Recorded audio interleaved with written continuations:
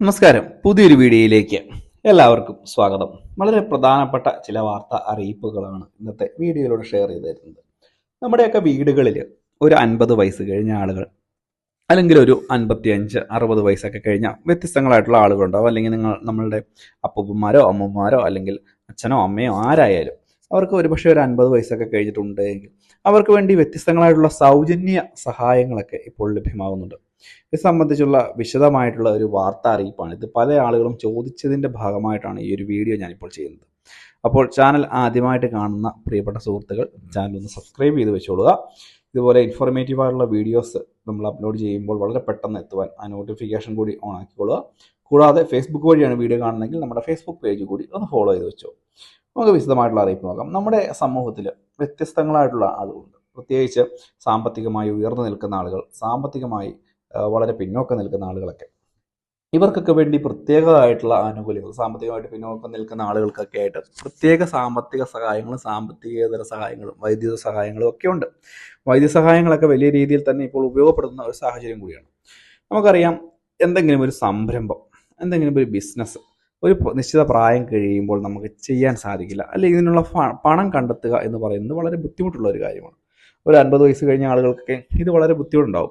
ഇങ്ങനെയുള്ള ആളുകൾക്ക് വേണ്ടി സംസ്ഥാന സർക്കാരിൻ്റെ ഭാഗമായിട്ട് എംപ്ലോയ്മെൻറ്റ് എക്സ്ചേഞ്ച് ഒക്കെ വഴി നടപ്പാക്കുന്ന ഒരു പദ്ധതിയാണ് നവജീവൻ എന്ന് പറയുന്ന പദ്ധതി. എന്തെങ്കിലും ചെറിയൊരു ബേക്കറിയോ അല്ലെങ്കിൽ ചെറിയ എന്തെങ്കിലും ബിസിനസ് സ്റ്റേഷനറി കടകളോ ഒക്കെ തുടങ്ങുന്നതിന് വേണ്ടി 50,000 രൂപ വരെ ലോണായിട്ട് ലഭിക്കുന്ന ഒരു പദ്ധതിയാണ്. ഇതിൽ 25% തുക സബ്സിഡിയാണ്. അപ്പോൾ ഈ 25% തുക കഴിഞ്ഞിട്ടുള്ള പണം മാത്രം നമുക്ക് തിരിച്ചടച്ചാൽ മതിയാകും. എംപ്ലോയ്മെൻറ്റിൽ പേര് മുൻപ് എപ്പോഴെങ്കിലും രജിസ്റ്റർ ചെയ്തിട്ടുള്ള ആളുകൾക്ക് ഈ ഒരു പദ്ധതി ആനുകൂല്യം ഉപയോഗപ്പെടുത്താൻ സാധിക്കും. ഇപ്പോൾ നിങ്ങൾക്ക് ഉപയോഗപ്പെടുത്തില്ലെങ്കിൽ പോലും നിങ്ങളുടെ വീട്ടിൽ മറ്റാർക്കെങ്കിലും നിങ്ങളുടെ പേരിൽ ഇത് ചെയ്തെടുക്കാൻ സാധിക്കുമെന്നുള്ളതാണ് എൻ്റെ മറ്റൊരു കാര്യം. കൂടാതെ തന്നെയാണ് പഞ്ചായത്തുകൾ മുഖേന പലതരത്തിലുള്ള ആനുകൂല്യങ്ങൾ, മുട്ടക്കോഴി കുഞ്ഞുങ്ങൾ, അതുപോലെ തന്നെ കട്ടിലുകൾ, കമ്പിളിപ്പുതപ്പുകൾ, ഇങ്ങനെയുള്ള പലതരത്തിലുള്ള ആനുകൂല്യങ്ങളും വിതരണം ചെയ്യുന്നുണ്ട്. അതുമായി ഒക്കെ ബന്ധപ്പെട്ടുള്ള നടപടികൾക്കായിട്ട് നിങ്ങളുടെ പഞ്ചായത്ത് ഏതാണോ അവരുമായി ബന്ധപ്പെട്ടാൽ മതിയാവും. അതുപോലെ തന്നെ പലയിടങ്ങളിലും മറ്റു വ്യത്യസ്തങ്ങളായിട്ടുള്ള ചികിത്സാ സാമ്പത്തിക സഹായങ്ങൾ, ചില ആളുകൾക്ക് എന്തെങ്കിലും രോഗങ്ങളാൽ വളരെയധികം ബുദ്ധിമുട്ടുന്ന പ്രായമുള്ള ആളുകൾക്ക് വേണ്ടി പ്രത്യേക സഹായങ്ങളൊക്കെ ഉണ്ട്.